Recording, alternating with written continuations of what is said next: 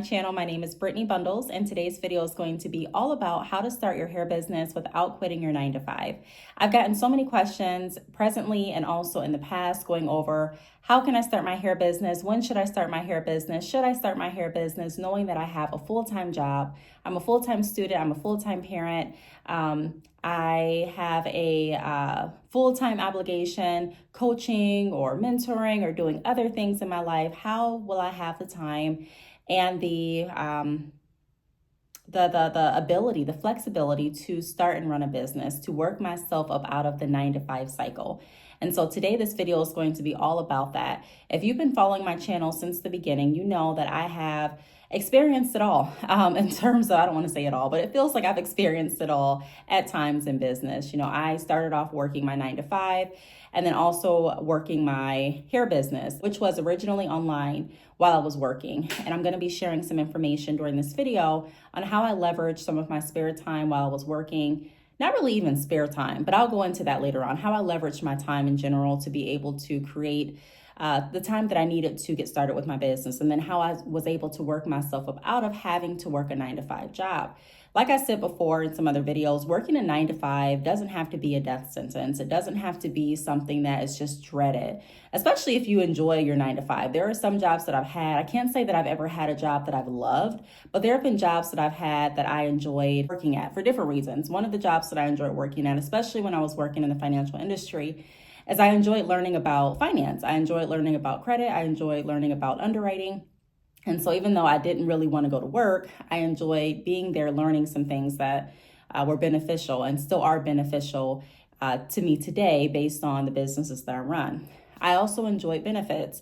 That's another thing that people don't talk about a lot. You know, certain benefits come with jobs. And sometimes your benefits are really, really good, especially if you have a family and you're like, you know what? I don't want to lose these benefits right now.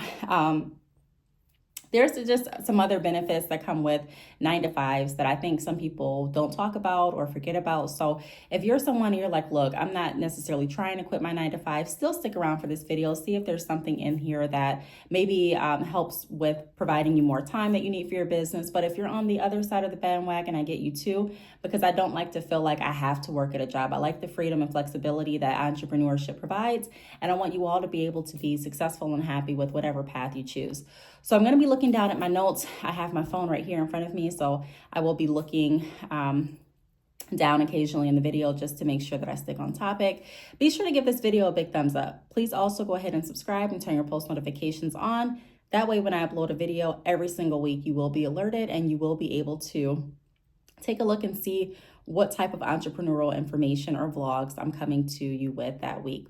So the first thing that I want to go over is create a weekly business schedule that fits your life. So I talk about this a lot in some of my videos too, the importance of getting a planner. Now, I was someone that did not believe in writing, my plans down. I was like, you know what? I know what I'm doing every day. I can just make a mental note of things that I need to do.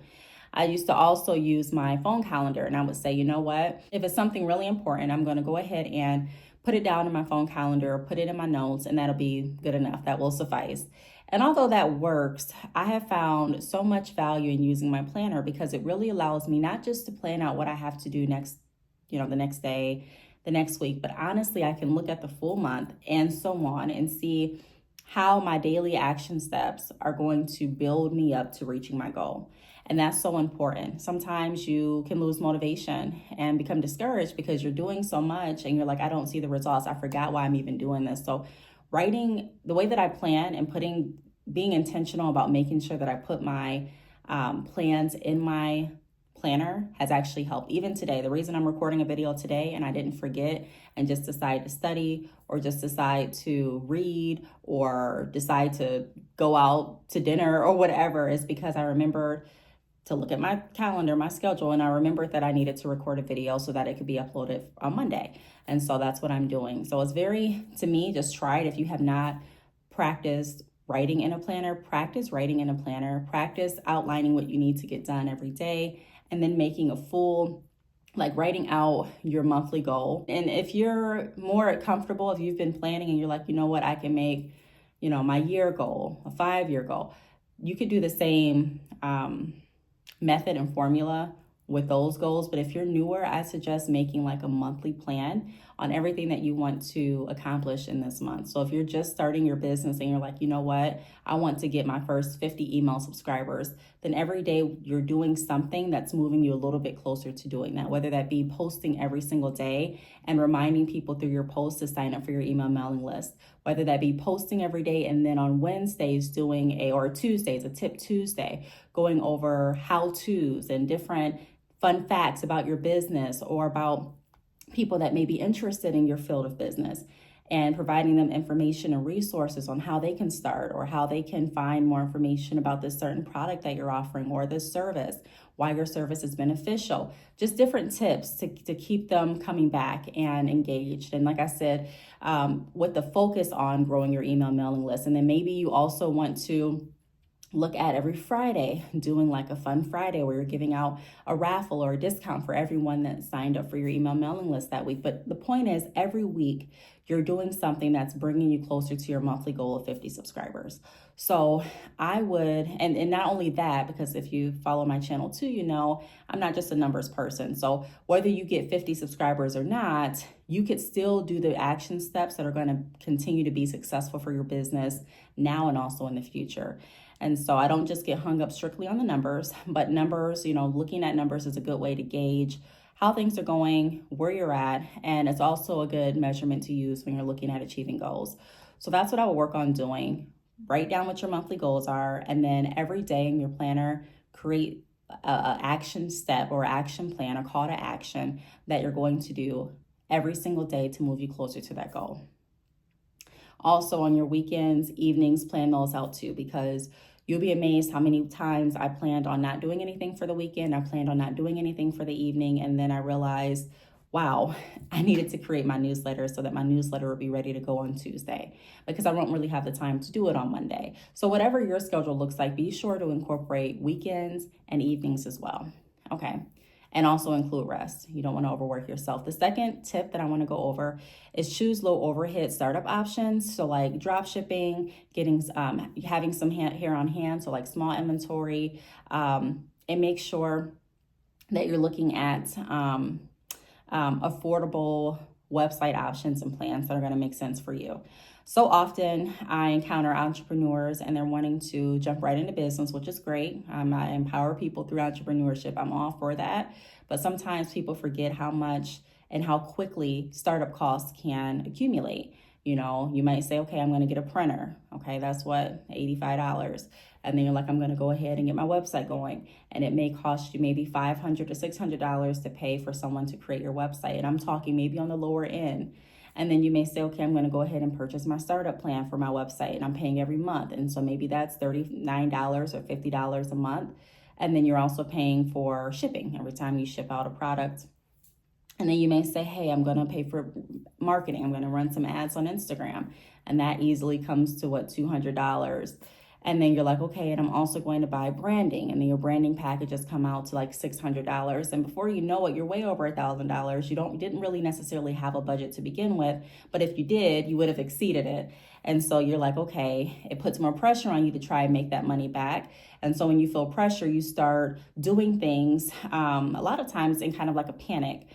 And you're posting a lot and you're trying a lot to get customers and get attention. And you do that so frequently without a real concise plan that you become burned out. And then you're like, you know what? I just wasted my money. I invested all this time and I got nothing out of it. Man, I'm going to stop this business. So then you stop it for some months, and then you may see a video run across your feed, or you may get upset at your job and you're like, you know what, I need to go back to this business. And then the whole process starts up again instead of pacing yourself. One thing that I've learned even being in real estate, and that I try to tell as many people that I'm working with in real estate too, other realtors, is that I'm new to real estate in the aspect, I just got my real estate license, but I'm not new to sales and business or finance.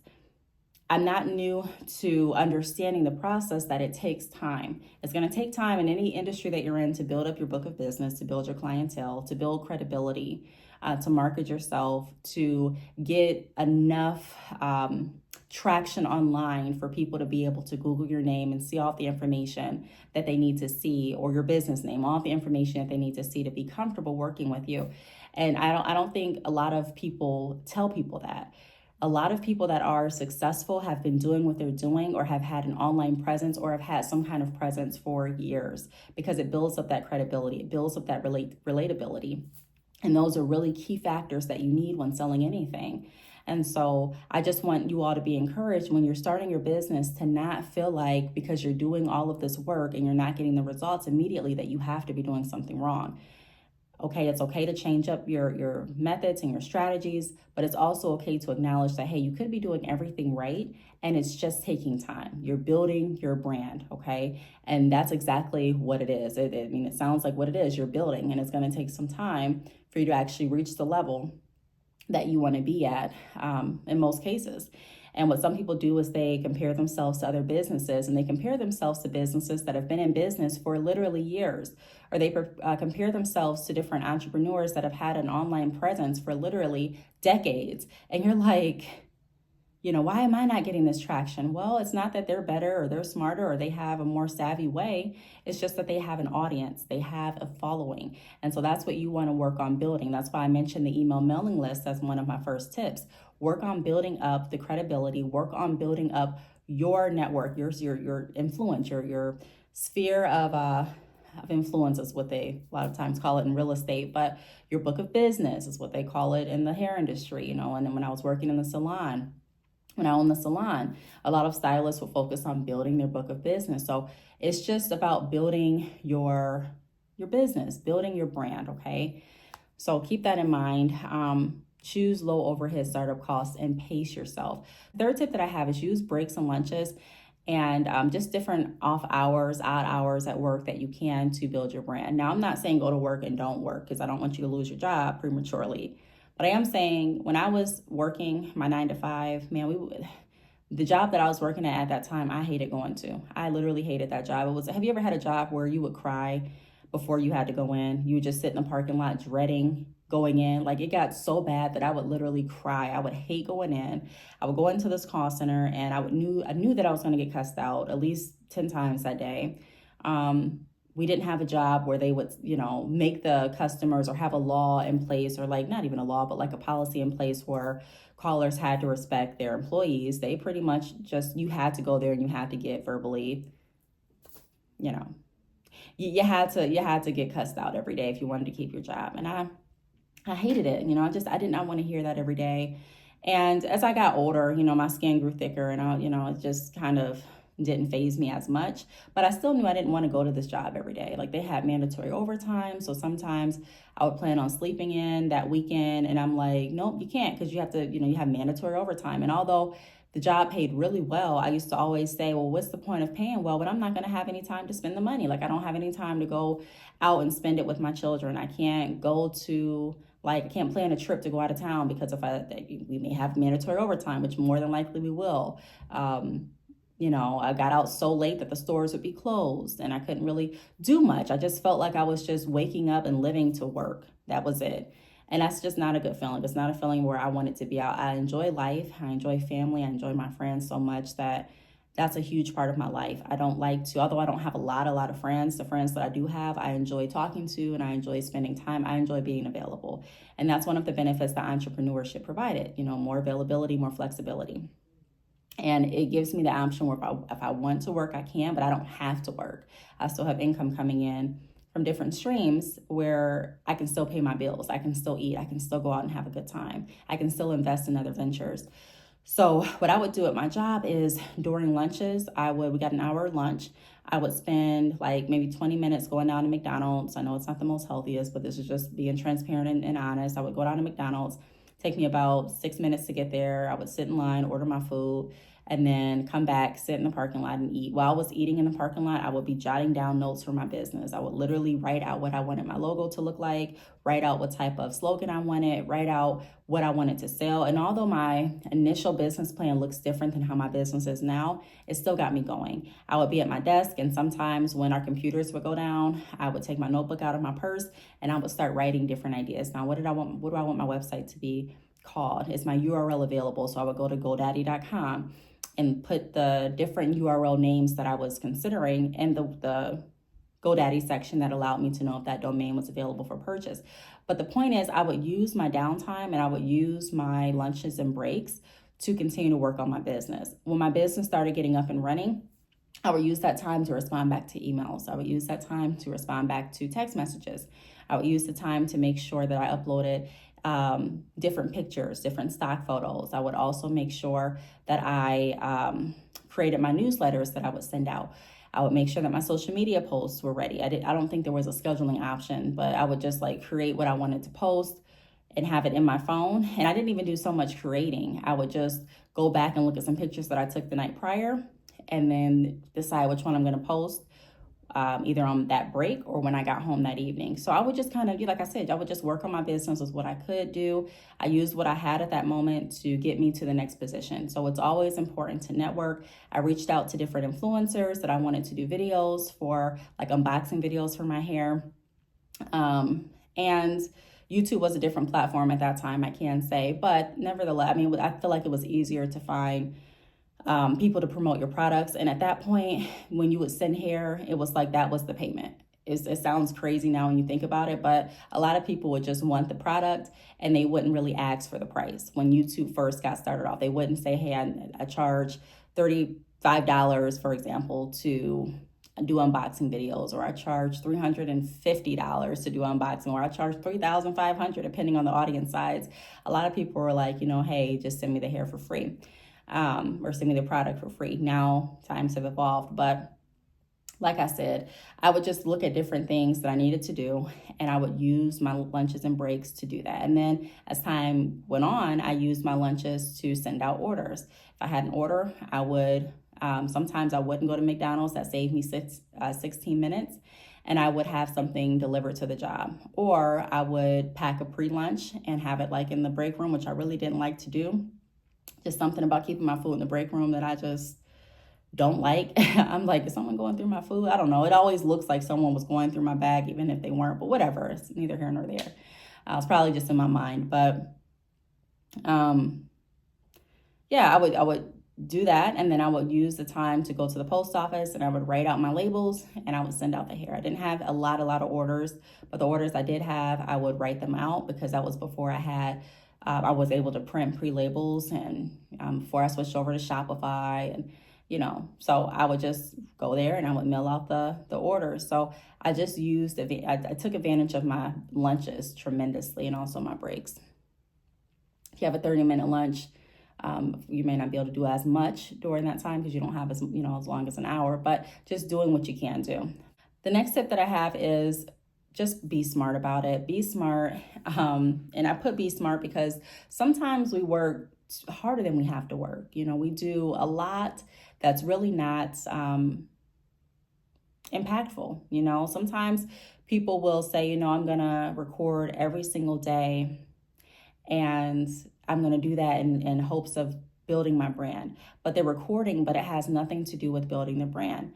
And so it defeats the purpose. They're doing a lot of work, but they're going in the wrong direction. And I'm guilty of that too. I'm guilty of posting videos and not really having a clear plan on what I really wanted, what audience I was tapping into, what I really wanted to do with the videos I was posting. I was just posting to feed the algorithm. And when you keep doing that and you post different types of videos and you're talking to different audiences and you're posting sporadically, you're not consistent, that can actually have a negative impact on your channel. That can have a negative impact with your business and with building your brand. So I'm not going to say you have to just be known for one thing, but I am going to say behind everything you post, be able to explain it as if you were talking to yourself. Like if you were having a conversation, you're the employee and also the manager, and you're asking your employee self, because also when you run a business, there's a side of you that, you're going to wear different hats. Sometimes you may feel like the manager and the CEO. Other days, you may not. But anyways, so have that conversation. Be able to explain, this is why I posted this video, because of this. Something more than I just posted because I wanted to post a video every day this month. No, why did you post this? This is going to bring more people that are interested in starting a hair business to my channel. This is going to, and I offer hair business startup options. This is going to bring more people interested in wearing this product that I'll offer. This is going to bring more awareness about this service that I'll offer, and it's going to attract people, and it's aimed at attracting people that are interested in this service because of this. Like, be able to explain why you're posting what you're doing, and be smart. You don't necessarily have to be the busiest person to make the most impact. You don't necessarily have to work the hardest to be the most successful. So don't trick yourself into overworking yourself. Just be very strategic. The last tip that I have is focus on consistency over perfection. You'd be amazed how many people have created YouTube channels and actually created content and just decided not to post the content, not to just not post the content because they did not like how their hair looked, or they did not like how their background looked, or they were like, dang, the lighting is crazy. And right now when I'm saying that, I'm looking to make sure I know my lighting kind of changed because I'm facing the window and the lighting outside is changing. But people will just look at certain things and they're like, I'm not posting this. What if someone in the comments says this? What if someone doesn't? And it's just like, at some point, you're going to have to be comfortable with not being perfect. You're going to have to be comfortable with starting with what you have. You're going to have to be comfortable with being transparent.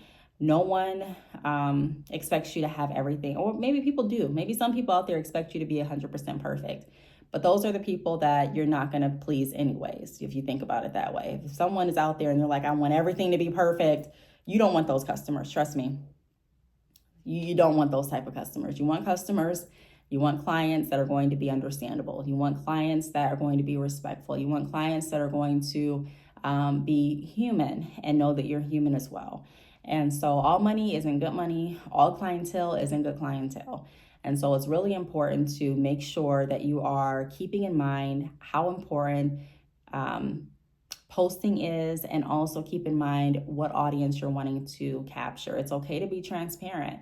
I think there is there's a time where it can become too much, depending on the kind of things that you post. There should always be some discernment about what you post and how often you post, and what platform you're posting what. But ultimately, not getting too much in your head about the minute details that really don't overpower your big message. I recently recorded a video for my nonprofit. My channel for my nonprofit is called Leveled Women. Be sure to check that out if you're interested in women empowerment. But I recorded a video and I did not like how I looked in the video. Like, I didn't like the lighting. I didn't like the turtleneck I had on. I just didn't like how it ended up looking. However, I enjoyed the message. And I was like, this is a message that people need to hear. And so I ended up still posting the video. Now, I'm not saying just post anything, not good quality, a lot of feedback in the background, but I am saying use your discernment, trust yourself. And if it's something that's small, like, okay, you don't like your lighting or a hair was out of place, but the message was so impactful, the video was so good and it was so valuable, don't allow that to stop you from posting and stop your consistency, because there can be someone that can post twice a year and have the most perfect video, or as close as they can get to perfection. And then you can have someone that posts videos that aren't perfect, but they're very consistent. And who do you think the algorithm is going to pick up on the most? The person that posts the videos that are not as perfect, but they are consistent. So again, make sure that you have a strategy with what you're posting, but don't allow small, minute details to stop you from the big picture, to take you away from posting and take you away from building your brand. So I hope these tips helped. If you have any additional questions, feel free to leave them down below. Also, you can always reach out to me on my social medias. I'm on Instagram at Brittney_bundles. I'm on Facebook at Brittney Bundles, or you can email me at btalks@yahoo.com. I want to see you all succeed. I want to be able to learn from you, and I want you all to learn from me. So let's build this community. Don't be shy in the comments. If you have any questions, let them go. I'll be happy to answer them. And I will talk to you on the next video. Bye.